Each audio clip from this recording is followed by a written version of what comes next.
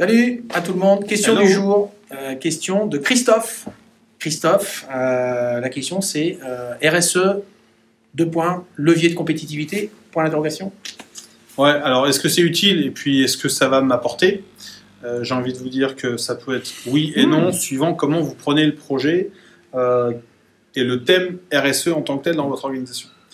On connaît des dirigeants qui n'ont pas besoin de communiquer sur la RSE parce qu'ils ont compris quelle était la portée de la RSE et qu'ils ont un mode de management qui est complètement intégré et qui respecte tous les fondamentaux de la RSE, et ils ne publient rien là-dessus. Et les sujets, en fait, la QVT, c'est pas un sujet parce que c'est intégré. Les RPS, c'est pas un sujet parce qu'en fait, c'est géré.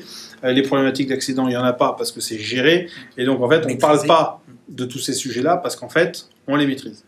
Alors, après, pourquoi ça peut être un élément de différenciation et de compétitivité? C'est que si vous êtes sur un marché où être à la mode, au sens communication, est important et que, par exemple, vous répondez à des offres, appels d'offres, et que le critère avoir une démarche RSE comme étant affiché, annoncé, etc., est un critère de sélection de vos appels d'offres, enfin de votre offre dans le cadre d'un appel d'offres, vous n'aurez pas de choix que de devoir communiquer dessus et donc de structurer cette démarche-là.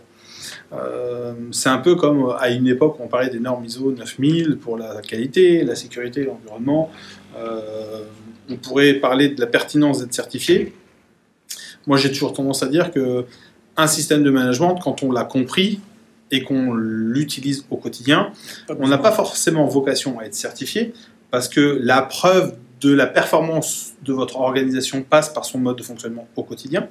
Et moi, je préfère avoir affaire à des entreprises qui ne sont pas certifiées et qui sont efficaces ou qui le deviennent avec notre accompagnement, que d'avoir affaire à des gens qui disent oui, on est certifié, et qui accumulent les morts et que ça ne pose pas de problème à personne.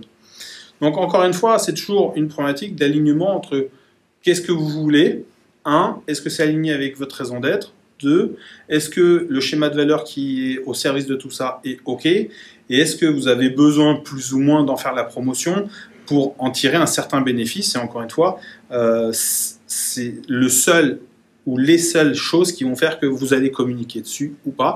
Et rien ne vous empêche d'avoir une démarche RSE en interne sans que ce soit communiqué.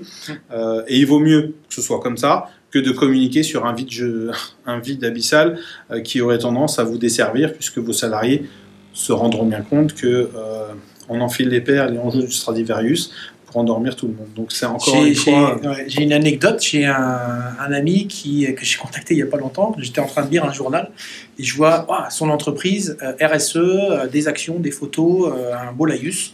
Waouh, putain, c'est pas mal. Je prends en photo, je lui envoie et je dis, putain, elle est pas mal ta boîte RSE, tout ça. Et il me renvoie un truc en me disant, non, mais attends, ça c'est le conseil d'administration qui a mis ça. Il y a un machin qui connaît bien la presse, ils ont fait un bel article. En interne, c'est pourri.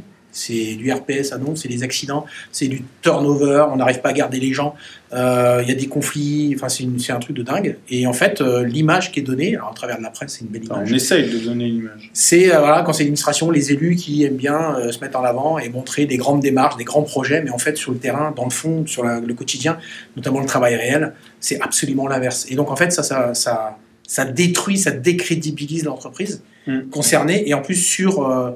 son périmètre, elle est connue pour être à l'inverse de... Elle dit ce qu'elle ne fait pas, haut et fort, et sur le terrain, on dit ce qu'il faudrait faire, mais personne n'entend. Donc c'est un paradoxe permanent, et donc ça désaligne en fait l'ensemble de l'organisation. Qui finit avec le temps par se... Petit à petit... Ouais, il y a toujours une...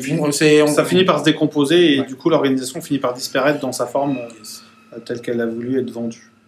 Bon partage. Bon partage. À très bientôt. Envoyez-nous vos questions, on sera ravis d'y répondre et on vous souhaite une excellente journée. Bonne continuation. Salut.